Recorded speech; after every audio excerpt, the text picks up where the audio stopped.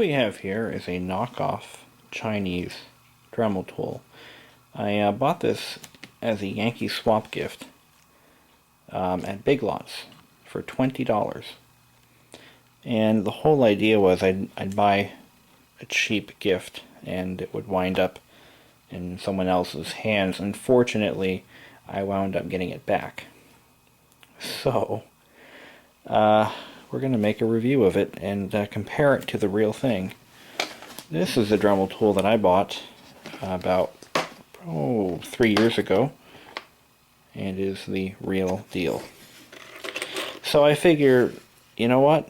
If the tool is a total piece of junk, look at all the cool stuff it comes with that I might be able to use with my real Dremel tool. Why not? So let's open up the box and see what she looks like.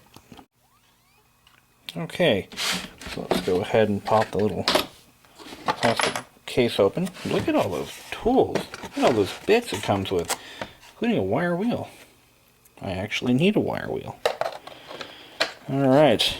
It even comes with an extra set of brushes, a wrench, some cutting wheels, sanding drums, I mean everything. And look at all of these stone cutting grinding wheels. I mean these are worth $20 by themselves. You've got, I don't really know what that is, but everything you need. What a deal. Let's look at the tool itself. It is a direct copy, well, a similar copy of an actual Dremel tool. Now let's leave them side by side here and see just how far off they are. So the real Dremel tool has brush holders on the side.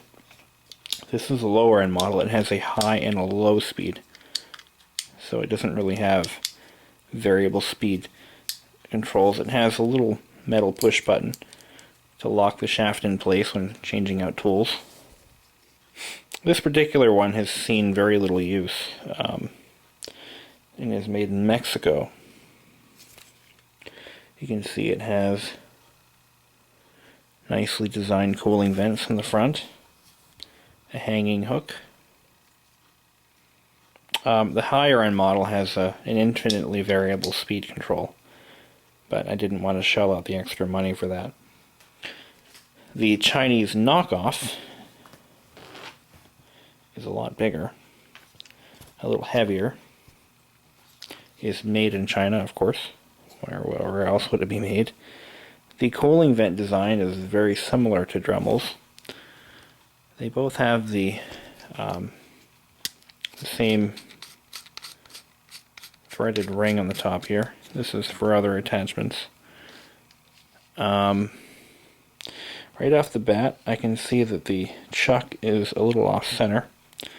It has a plastic button to lock the shaft in place, and from what I can tell, it does not work. Oh, it does, if only slightly.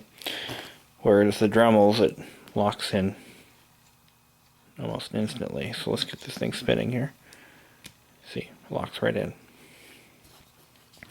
This one has an on-off control and an infinitely variable speed control.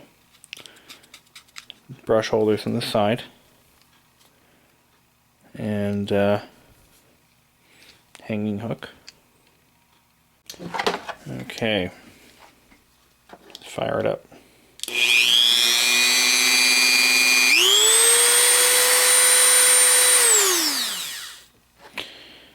This one is rated, let's see if it'll tell me, 35,000 RPM. 15,000 to 35,000 RPM. Okay, now the package on the Chinese one said it was rated up to 30,000 RPM. So let's go ahead and see, does it say that? 8,000 to 30,000 RPM. see if their claims can be validated. I don't have a tachometer I can hook it up to, but I think this test will be good enough for government work. It's on speed 1. Ooh.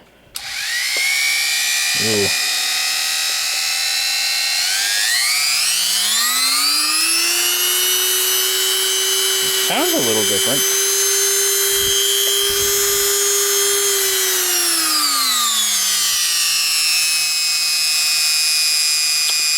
Rated power is only 1 amp, and the Dremel version is rated for 0.80 amps. Oh, 1.15 is the high rating. So the Dremel is smaller and more powerful.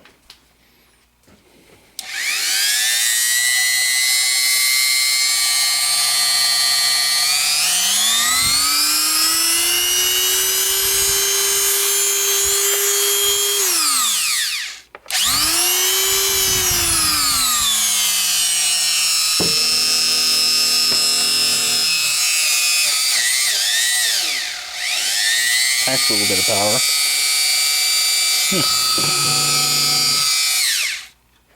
Well, I haven't really used the tool yet, and I can tell you that it was definitely worth the $20 I paid for it. I mean, really, for 20 bucks, why not? I mean, it's not the real thing. It's really just a copy.